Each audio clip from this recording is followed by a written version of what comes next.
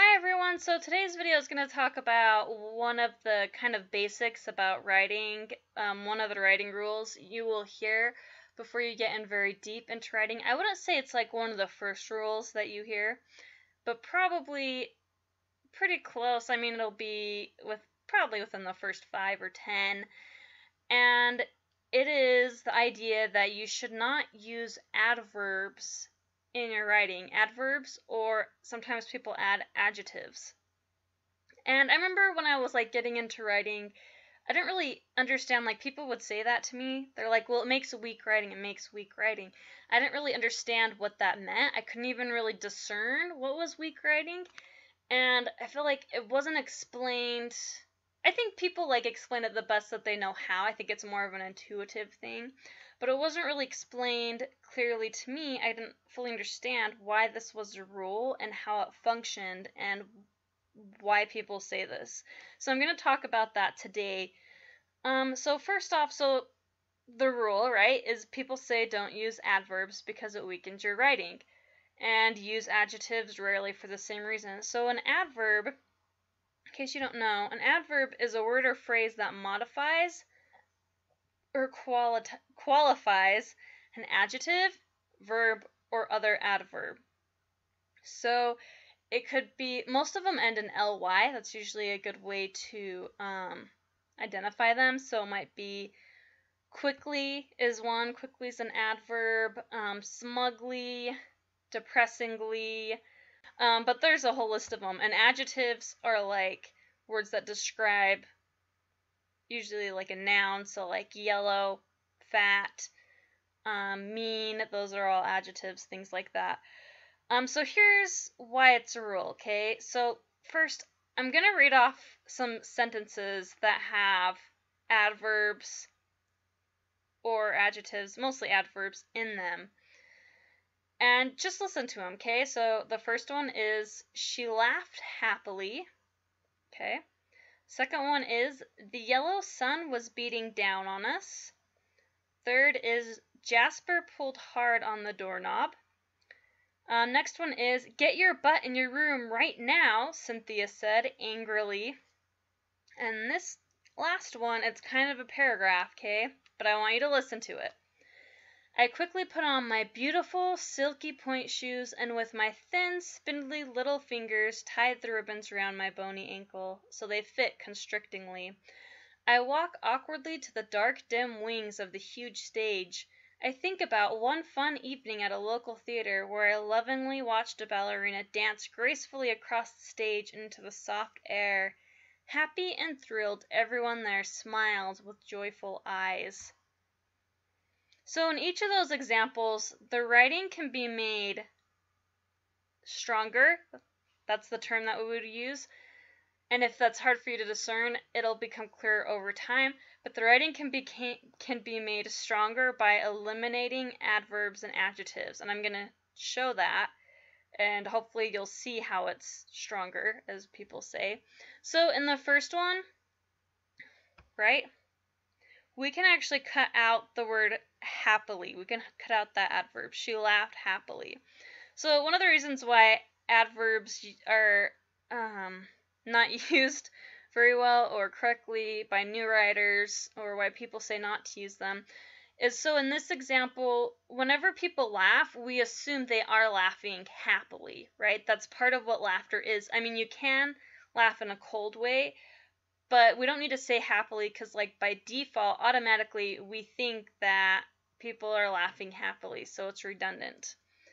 In the second example, we run into kind of the same situation, but with an adjective.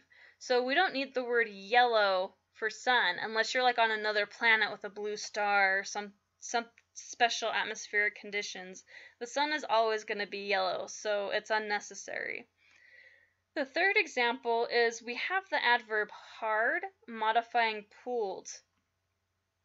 And I think, so what I'm about to say is I think is one of the main reasons why people say not to use adverbs, okay? So we have hard modifying pulled, but the writing can be made stronger if you replaced both words with the word yanked.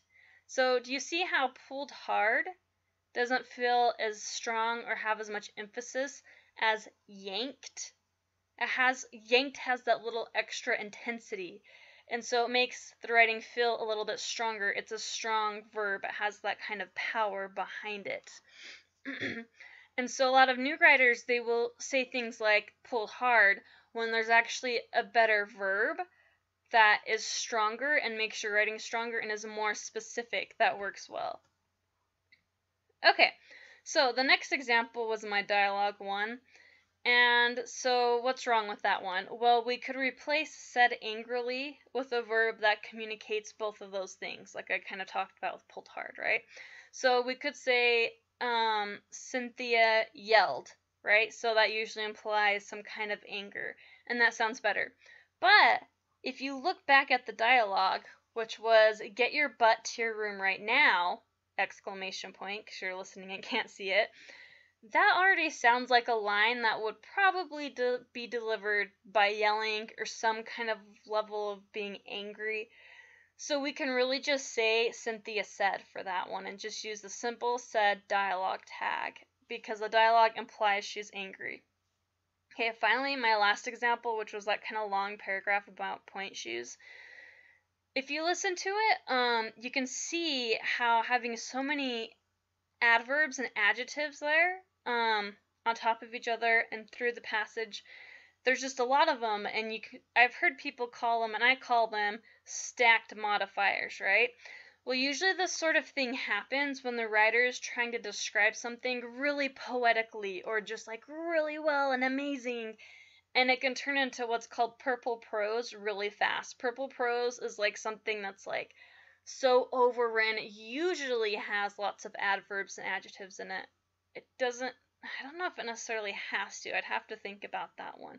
But it's very kind of like dramatic, maybe melodramatic in the way it's written. And so that can be kind of a problem.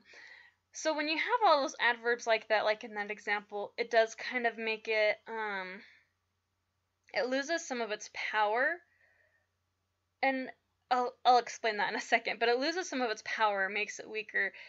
And so if you can take out most of those adverbs and adjectives by showing them to your audience. So this is another thing.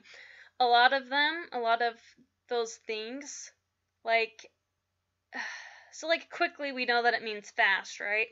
But if you can show that, instead of just say it, instead of kind of just tell it, if you can show something that moves quickly, it usually makes your writing stronger and like you feel it more. I don't know how to say it any other way.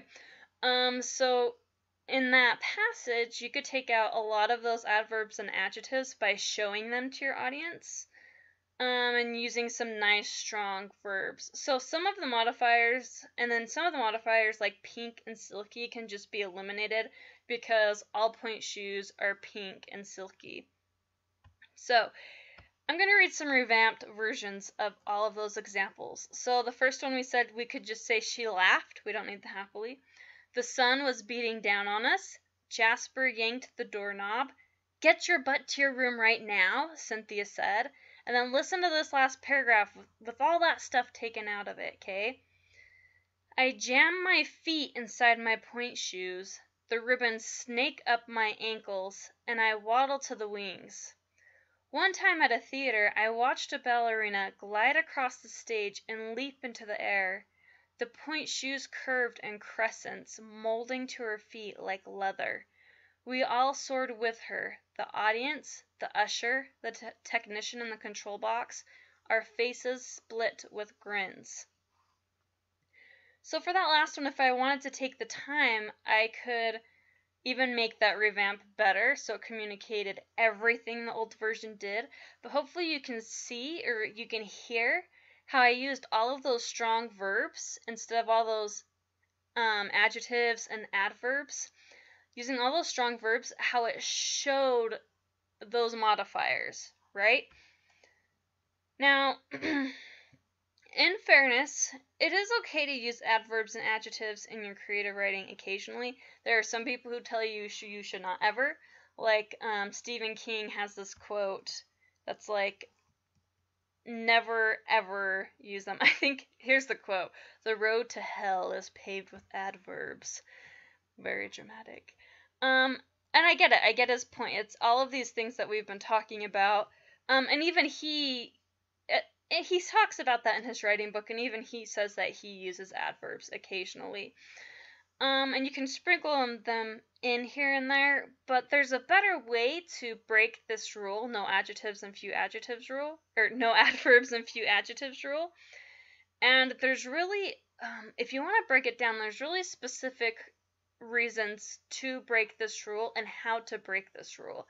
Now, this video is already getting a little bit long, so I'm going to talk about that next week. Next week, I'm going to, well, not next week, but my next video, I'm going to talk about how to break this rule, and I'm going to break it down and explain everything about this. So make sure you subscribe to me on my YouTube and get my latest writing tips at septembercfox.com. Thanks. See you guys later.